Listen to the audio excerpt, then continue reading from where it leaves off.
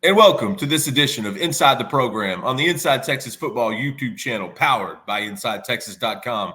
I'm your host, Justin Wells, and with me, as always, my co-pilot, my main man, Eric Nalin, the managing publisher at IT. Hey, we got a lot of stuff to cover, Eric, a ton from the IT Interactive story that you posted this morning. But first, we need to like this video and subscribe to the Inside Texas Football YouTube channel. Help us keep climbing to that mountain of 10,000 subs. We are getting closer. Help us out. Also, come see us at Inside Texas. All the goodies that we talk about on the YouTube show, you can come see us at Inside Texas. You can interact with us. You can come ask these questions. And guys, we're 8 days. We are Jordan Shipley days away from actual Texas football. So let's get started, man. We're going to jump right into it. This was a really good idea, Eric, getting a lot of the questions from our community at Inside Texas, which really is the best. These guys are so awesome. They're so good to us. Let's just jump right into it, man, because it's part team report and it's part kind of getting you ready for the season in a sense. Who is the player that we aren't discussing right now that we will be discussing in December? This comes from our guy, Shane Ware. Yeah, and again, these aren't my responses. I took the questions to our sources and got their response. The answer I received from one was Jahdae Moore, and that was interesting because that unraveled a further discussion about the starting wide receivers. We had thought Silas Bolden would be a starter. Maybe that's still the case, but right now I think the most logical starting lineup is Isaiah Bond, Matthew Golden, and Jahdae Moore in the slot with Bond and Golden outside.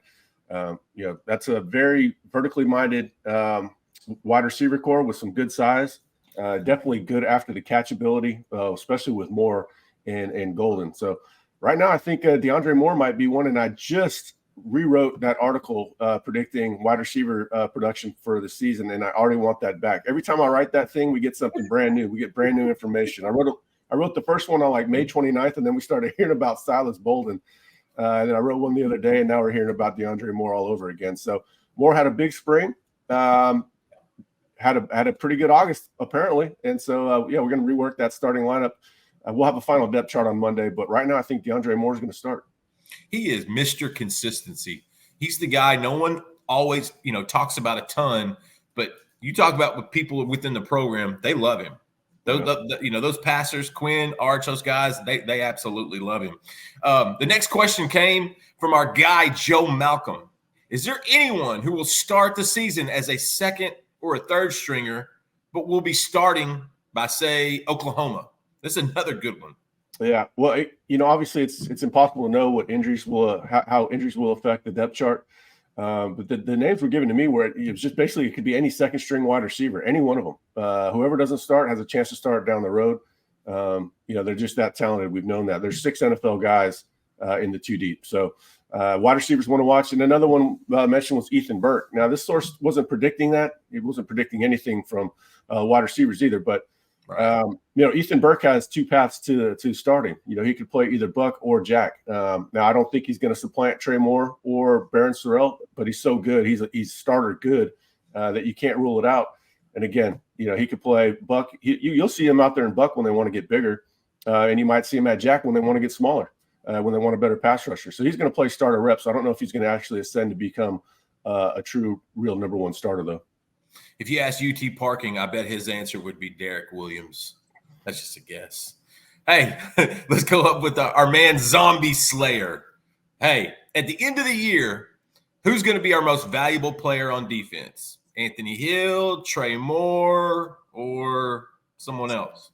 Well, the answer I got was the answer I gave in the Q&A. I went with Alfred Collins, and so did the source. He said, when you go into the SEC, you need a big body up front. I know everybody's a little bit leery, but if you look at the development at the position, and it hasn't just been Bo Davis, a lot of it's been culture. And I love what Vernon Broughton was saying the other day about how they're getting more technical coaching than they had in the past. We saw Keandre Coburn and Moro Ojimo make a big jump from 21 to 22. We saw Tavondre Sweat and Byron Murphy make the same jump. And now, I don't know why we wouldn't expect Alfred Collins and Vernon Broughton to make that jump. Alfred's got immense potential. Trey Moore was also mentioned.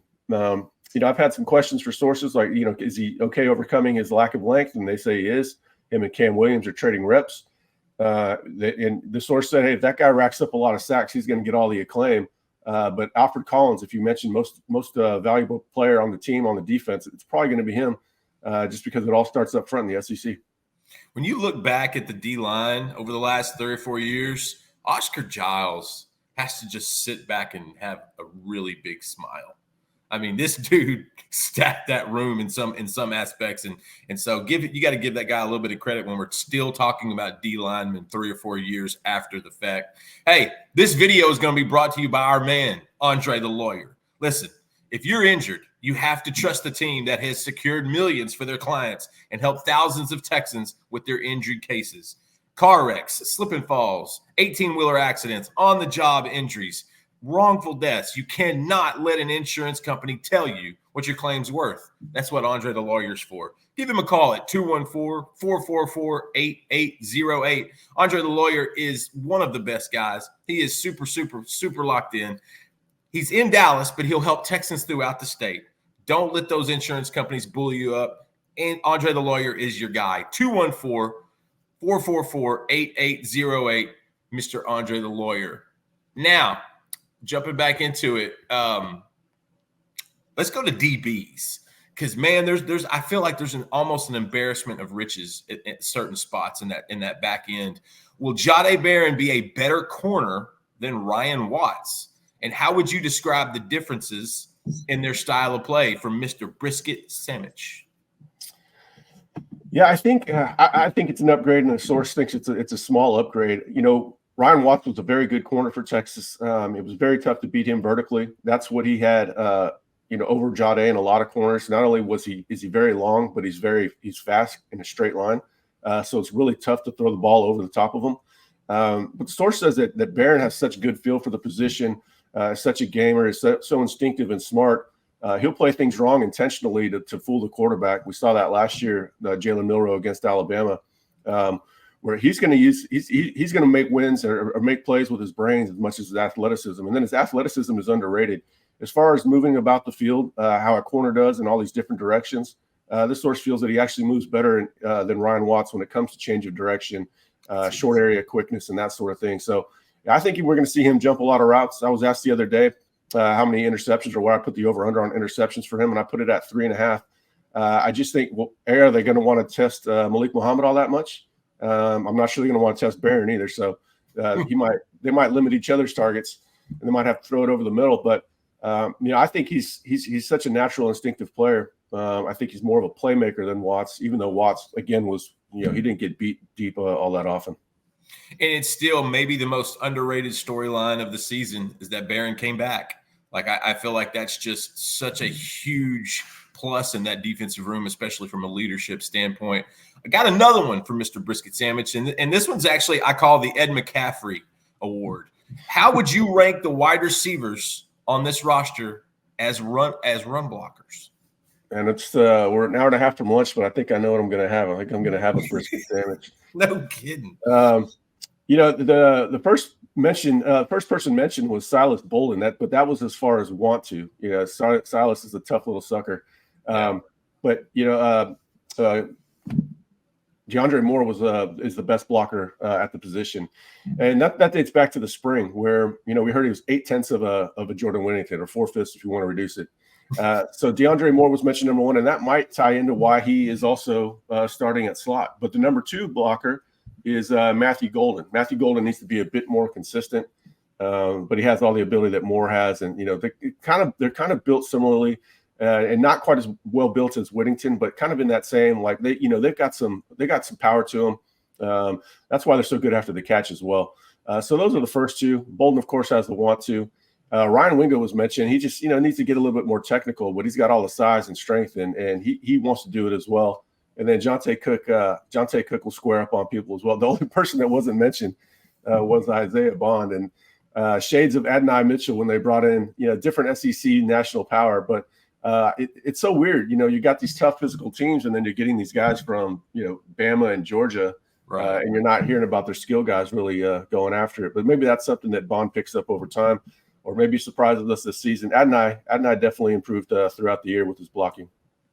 Absolutely, and that's just another check mark for for Jahdae Moore. Like, there's a reason that guy has been climbing up the depth chart and making an impression on those guys. B-Town came through with our next question, and this is a good one. We talk about all these offensive linemen. Malik Agbo is a guy that I think gets lost in the shuffle, Eric, sometimes. How's his development?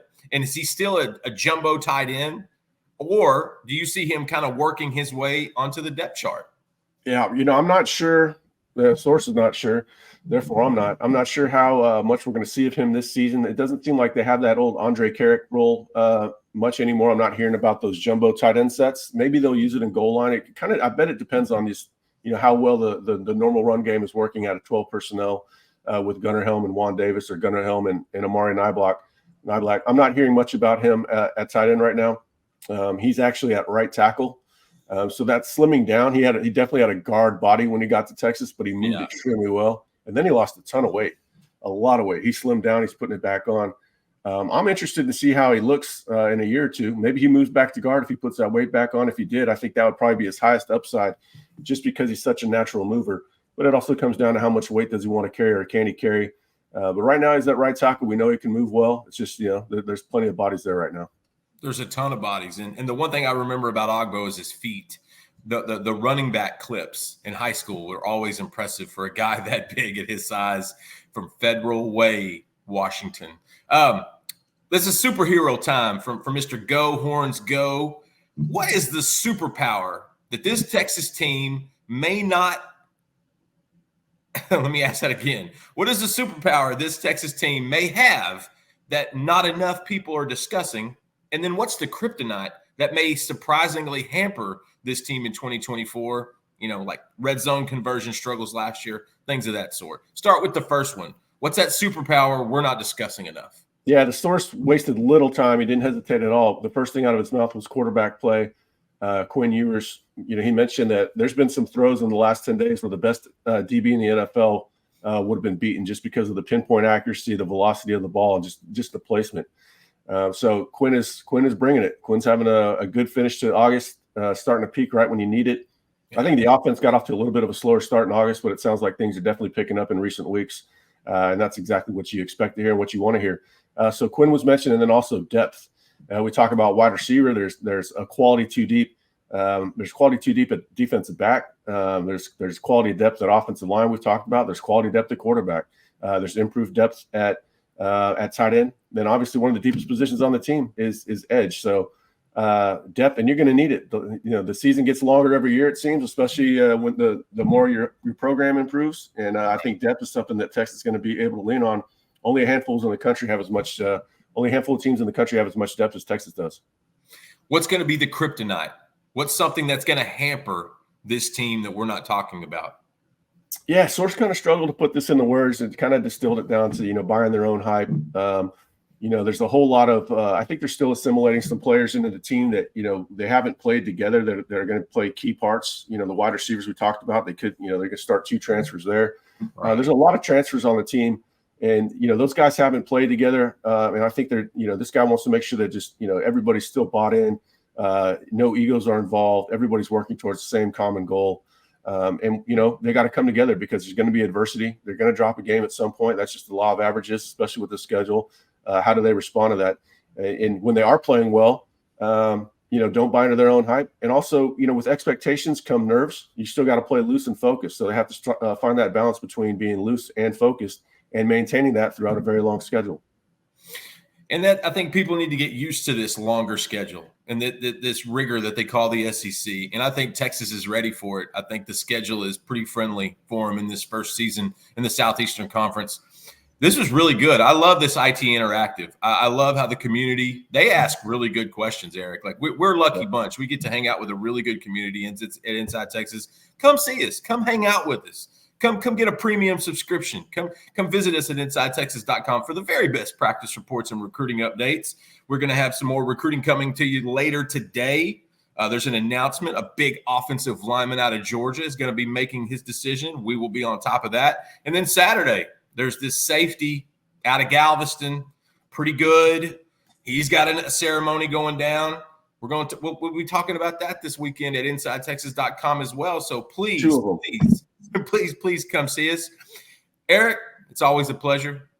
Viewers, thank you so much for making us a part of your day and joining us on the Inside Texas Football YouTube channel powered by InsideTexas.com.